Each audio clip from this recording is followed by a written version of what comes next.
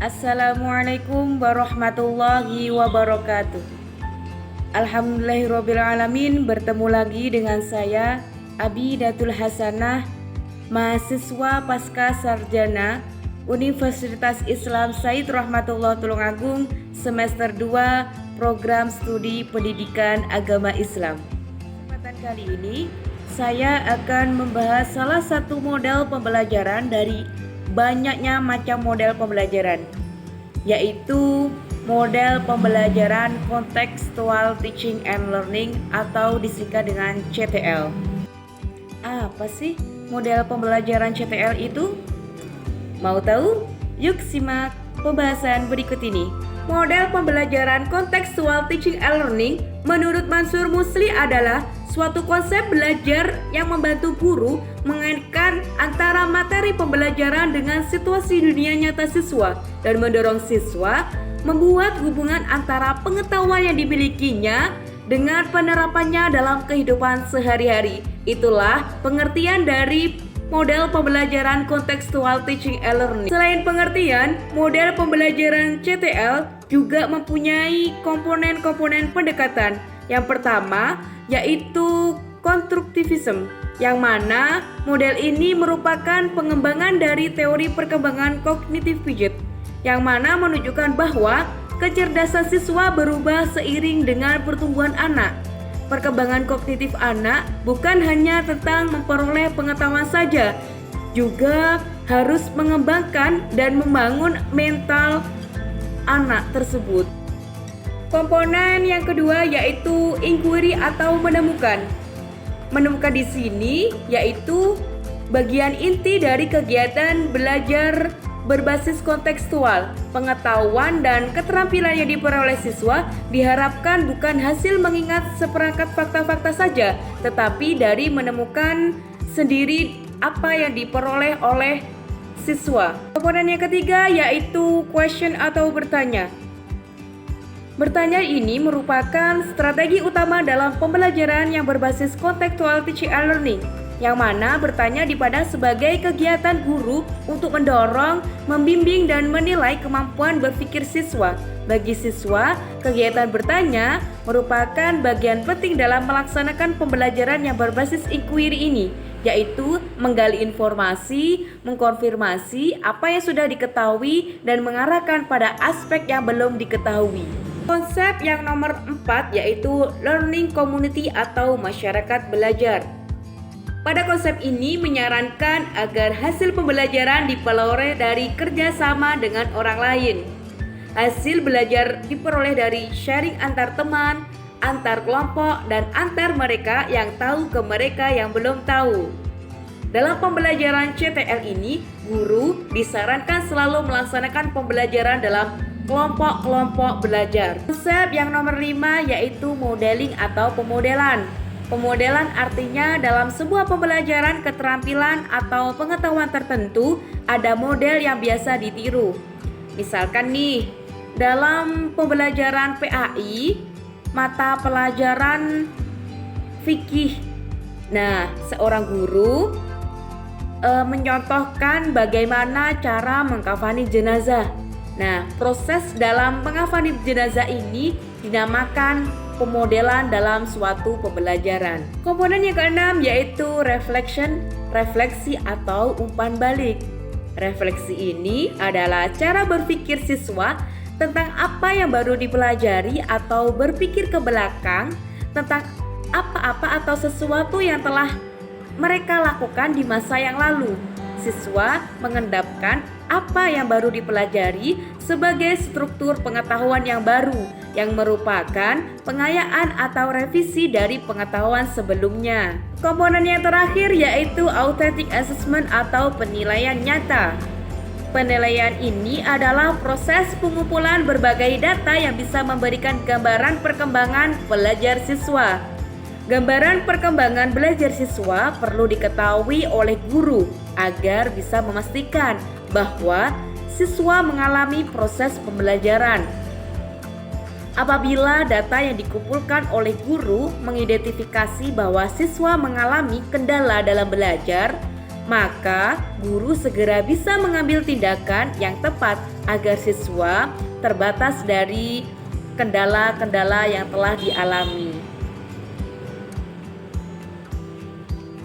Setelah kita belajar tentang pengertian dan komponen-komponen pendekatan model pembelajaran kontekstual teaching and learning, selanjutnya kita akan membahas tentang faktor-faktor apa saja sih yang mempengaruhi model pembelajaran CTL itu. Adapun faktor-faktor yang mempengaruhi model pembelajaran CTL itu yang pertama yaitu sarana prasarana. Sarana prasarana ini sangat membantu sekali dengan proses pembelajaran model pembelajaran CTL, yang mana sarana prasarana ini seperti buku-buku panduan tentang materi-materi yang akan diajarkan oleh guru. Yang kedua yaitu tenaga pendidik atau guru sebagai kontrol dalam proses pembelajaran, yang mana mengontrol peserta didik belajar proses pembelajaran sehingga bisa terlaksana dengan baik dan mengakibatkan peningkatan hasil belajar peserta didik atau siswa. Yang ketiga yaitu tinggi rendahnya keinginan belajar siswa. Biasanya siswa memiliki keinginan tinggi, selalu berusaha menyelesaikan tugas dengan baik, membandingkan prestasi diri sendiri dengan prestasi sebelumnya atau prestasi dengan siswa yang lainnya. Selanjutnya, langkah-langkah pembelajaran kontekstual teaching and learning yaitu yang pertama, guru menjelaskan kompetensi yang harus dicapai oleh siswa serta manfaat dari proses-proses pembelajaran dan pentingnya materi pembelajaran yang akan dipelajari. Langkah yang kedua yaitu guru membagi peserta didik ke beberapa kelompok disesuaikan dengan jumlah setiap kelas. Contohnya nih, sebuah kelas terdapat 25 peserta didik. Jadi guru bisa membagi ke dalam 5 kelompok, yang mana masing-masing kelompok terdiri dari 5 siswa. Langkah yang nomor 3 yaitu sesuai dengan tugas-tugas kelompoknya. Peserta didik mengamati dan mencatat realita-realita yang ada atau melalui media pembelajaran yang telah diberikan oleh guru. Misalkan tadi yang sudah saya jelaskan yaitu tentang mengafani jenazah. Jadi siswa itu mencatat atau mengamati bagaimana langkah-langkah dalam mengkafani jenazah atau bahan-bahan apa saja yang perlu disiapkan sebelum melakukan proses mengkafani jenazah. Langkah yang nomor 4 yaitu hasil catatan yang diperoleh melalui pengamatan itu tadi kemudian didiskusikan sesama kelompoknya atau antar kelompok yang lain. Setelah diskusi tersebut sudah selesai, langkah selanjutnya yaitu guru memberikan penguatan dan menyimpulkan terhadap materi yang telah didiskusikan oleh peserta didiknya. Dari situ peserta didik bisa menangkap apa yang harus diperbaiki, apa yang sudah jelas atas pengamatan yang telah diperoleh tadi.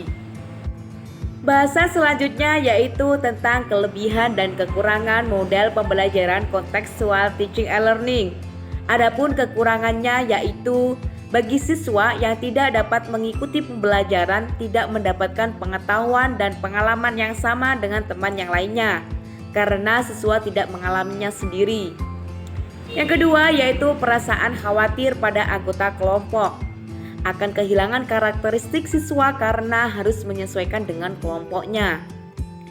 Yang ketiga yaitu banyaknya siswa yang tidak senang apabila disuruh bekerja sama dengan yang lainnya karena siswa yang tekun merasa bekerja melebihi siswa yang lain dalam kelompoknya. Adapun kelebihan dari model pembelajaran kontekstual teaching and learning ini yaitu yang pertama, pembelajaran lebih bermakna, yang artinya siswa melakukannya sendiri kegiatan yang berhubungan dengan materi yang ada sehingga siswa dapat memahaminya sendiri. Yang kedua yaitu pembelajaran lebih produktif dan mampu menumbuhkan penguatan konsep kepada siswa karena pembelajaran contextual teaching and learning ini menuntut siswa menemukannya sendiri bukan menghafalkan. Yang ketiga yaitu menumbuhkan keberanian siswa untuk mengemukakan pendapat tentang materi yang dipelajari. Sekian dari saya pembahasan tentang model pembelajaran contextual teaching and learning. Semoga bermanfaat. Terima kasih sudah menonton video saya ini. Dari saya, mohon maaf jika ada kesalahan kata. Terima kasih. Wassalamualaikum warahmatullahi wabarakatuh.